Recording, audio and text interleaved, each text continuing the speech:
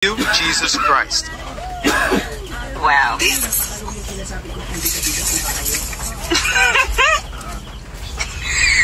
Tuwing Halloween, karaniwan na ang makakita ng mga taong nagsusuot ng iba't ibang karakter, madalas ay nakakatakot.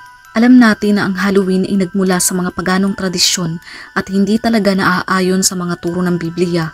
Ngayon may kumakalat na mga video kung saan may mga taong nagko-costume bilang Panginoong Hesukristo. Para sa iba, normal lamang ito at walang masama. Pero bilang mga mananampalataya, alam natin na nagiging katatawanan o paglapastangan ito sa Diyos. Ginamit ang costume ng Panginoong Hesus kasama ng mga costume ng nakakatakot at may koneksyon sa kasamaan pati na kay Satanas. Ang batang nakakostume bilang Satanas at ang Hesus ay magkasamang naglalakad habang nagtatawanan ang mga tao sa paligid. Malinaw na ginawa itong katatawanan at paglapastangan.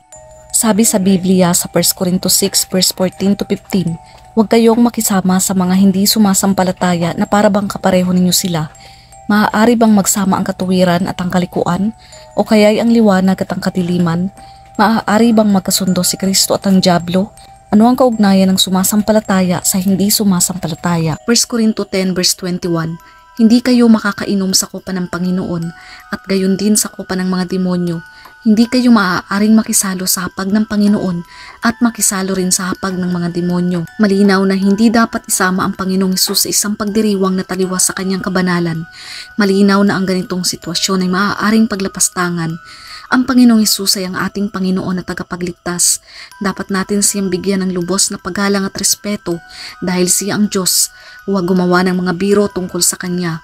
Huwag gamitin ang Kanyang pangalan sa walang kabuluhan. Huwag magsuot ng mga kasuotan na nagpapakita sa Kanya sa isang walang galang na paraan. Huwag gamitin ang ating Panginoong Hesukristo sa mga bagay na walang kabuluhan at hindi naman nakapagbibigay ng kaluwalhatian sa Kanya. Sa halip, ipakita natin ang ating pagmamahal at pananampalataya sa Kanya sa pamamagitan ng paggalang at pagsunod sa Kanyang mga turo.